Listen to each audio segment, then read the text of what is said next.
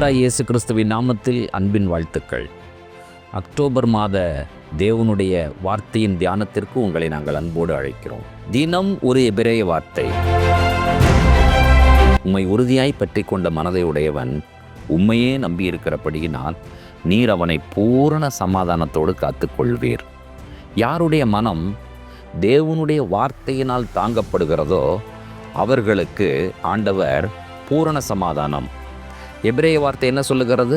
Shalom. பூரண சமாதானம் எவ்வாறு சொல்லப்பட்டிருக்கிறது? Shalom shalom. வாருங்கள், இப்படிப்பட்ட அற்புதமான வார்த்தைகளை அக்டோபர் மாதம் முழுவதும் தியானிக்க உங்களை நாங்கள் அன்போடு அழைக்கிறோம்.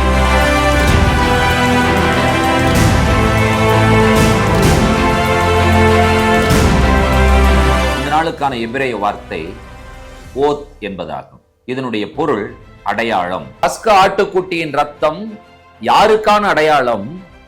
ஜனங்களுக்கான அடையாளம், அந்த வீடுகளில் இருக்கிற மக்களுக்கான அடையாளம். என்னை இந்த உலகத்தின் பாடுகளுக்கும் பிரச்சனைகளுக்கும் போராட்டங்களுக்கும் வழிவிலக்குகிற ஒரு அற்புதமான ஒரு அடையாளம். அது எந்த அடையாளம்? ஆண்டவராய் இயேசு கிறிஸ்துவினுடைய அடையாளம்.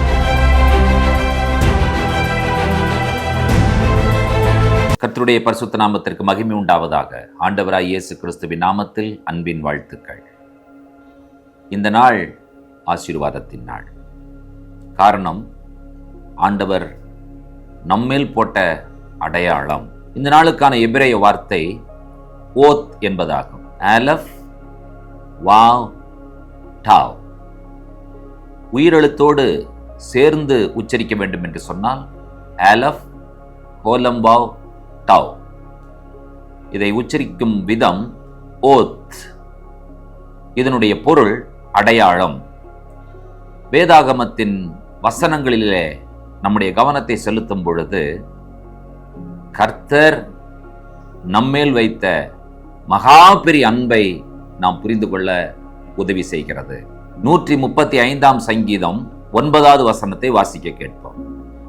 எகிப்து தேசமே, உன் நடுவில் பார்வோன் மேலும் அவனுடைய எல்லா ஊழியக்காரர் மேலும் அடையாளங்களையும் அற்புதங்களையும் அனுப்பினார். சங்கீதக்காரன் இந்த விஷயத்தை சொல்லும் பொழுது, எகிப்து தேசமே உன் நடுவில் பார்வோன் மேலும் அவனுடைய ஊழியக்காரர் எல்லார் மேலும் அடையாளங்களையும் அற்புதங்களையும் அனுப்பினார். God sent his signs and wonders என்று சொல்லப்பட்டிருக்கிறது. இதுதான் ஓத். அலஃப் வாவ் டாவ். எவ்வளவு அற்புதமான விஷயம் என்பதை நீங்கள் யோசித்து பாருங்கள். கர்த்தர் எகிப்து தேசத்தின் மேலே அடையாளங்களை அனுப்பின பொழுது பார்வோனுக்கும் அவனுடைய ஊழியக்காரருக்கும் எகிப்து தேசம் அனைத்திற்கும் இருக்கிற ஜனங்களுக்கு தேவன் சொன்ன செய்தி என்னவென்று சொன்னால், யெகோவா தேவன் அவர் பெரியவர், சர்வ வல்லமை உள்ளவர் என்கிறதான செய்தியை அது சொல்லுகிறது என்பதை நாம் புரிந்திருக்கிறோம். கர்த்தர் அனுப்புகிற அடையாளம், கர்த்தர் போடுகிற அடையாளம் என்னவாக இருக்கும் என்று சொன்னால், ஒரு மிகப்பெரிய செய்தியை நமக்கு சொல்லுகிறது. அது என்ன?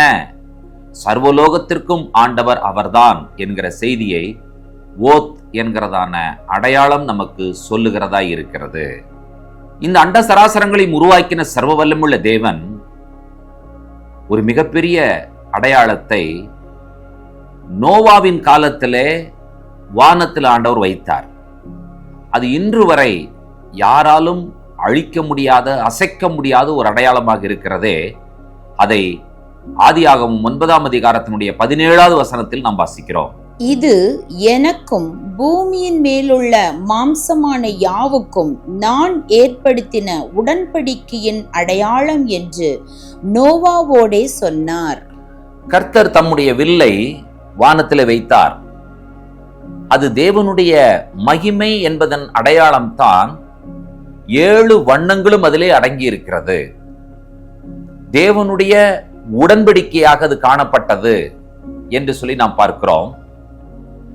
கர்த்தர் சொல்லுகிறார், எனக்கும் பூமியின் மேல் உள்ள மாம்சமான யாவுக்கும் நான் ஏற்படுத்தின, என்னால் ஏற்படுத்தப்பட்ட உடன்படிக்கையின் அடையாளம் என்று நோவாவோட சொன்னார். இந்த இடத்திலும் எபிரேய மொழி, எபிரேய வார்த்தை ஓத் என்கிற பதம் பயன்படுத்தப்பட்டிருக்கிறது.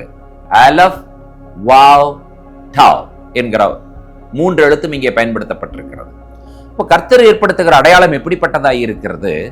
அழிக்க முடியாத நிரந்தரமான ஒரு அடையாளத்தை ஆண்டவர் ஏற்படுத்துகிறவராய் இருக்கிறார் என்பதுதான் ஓத் என்கிறதான வார்த்தையினுடைய சரியான பொருள். ஏதோ அடையாளம் என்று சொன்ன உடனே ஒரு நபரினுடைய அடையாளத்தை நீங்கள் சொல்லுகிறீர்கள் என்று சொன்னால், இப்பொழுது நீங்கள் சொல்லுகிற அடையாளம் அதே நபருக்கு 15 வருடங்கள் கழித்து பார்த்தால் அந்த அடையாளம் அவருடைய சரீரத்திலே காணப்படாது. சிலர் சொல்லுவாங்க, உங்களை பார்த்தா எங்களுக்கு அடையாளமே தெரியல அப்படின்னு சொல்றாங்கல்ல. அதற்கு காரணம் என்னவென்று சொன்னால் மாற்றங்கள், அந்த அடையாளம் அல்ல.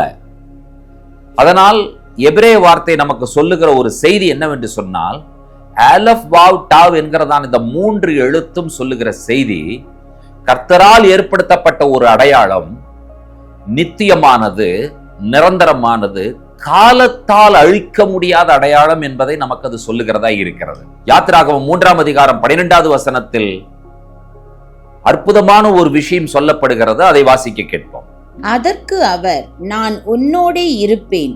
நீ ஜனத்தை எகிப்திலிருந்து அழைத்து வந்த பின் நீங்கள் இந்த மலையில் தேவனுக்கு ஆராதனை செய்வீர்கள். நான் உன்னை அனுப்பினேன் என்பதற்கு இதுவே அடையாளம் என்றார். ஜனங்களை எகிப்து தேசத்திலிருந்து நீ அழைத்து வருவாய். இந்த ஜனங்கள் இந்த மலையில் எனக்கு ஆராதனை செய்வார்கள். நான் உன்னை அனுப்பினேன் என்பதற்கு இதுவே அடையாளம். எது அடையாளம்? ஆராதனை செய்வது அடையாளம். இப்போ அவர்கள் ஆராதனை செய்த இடம் என்று சொல்லி கேட்கும் பொழுது வனாந்தரத்தில் இருக்கிற சீனாய் மலை. கர்த்தர் அவர்களை ஆராதனை செய்கிறவர்களாக இருக்கும்படியாக ஒரு அடையாளத்தோடு ஆண்டவர் அவர்களை அழைத்து வருகிறார். இஸ்ரவேல் ஜனங்கள் தேவனை ஆராதிக்கிறார்கள். அது கர்த்தரால் போடப்பட்ட அடையாளம். இன்று வரை அவர்கள் ஜனங்கள் கர்த்தரை ஆராதிக்கிறவர்களாகத்தான் இருக்கிறார்கள். இன்று உலகம் முழுவதும் யெகோவா தேவனை, யெகோவா யெஷுவாவாக வந்தவரை ஆராதிக்கிற கூட்டம் இருந்து கொண்டுதான் இருக்கிறது.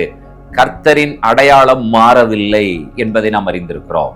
யாத்திராகமம் 12ஆம் அதிகாரம் 13வது வசனத்தை நீங்கள் வாசிப்பீர்கள் என்று சொன்னால், ஒரு மிகப்பெரிய ஒரு ஆசீர்வாதமான செய்தி இங்கே நமக்காக காத்திருக்கிறது.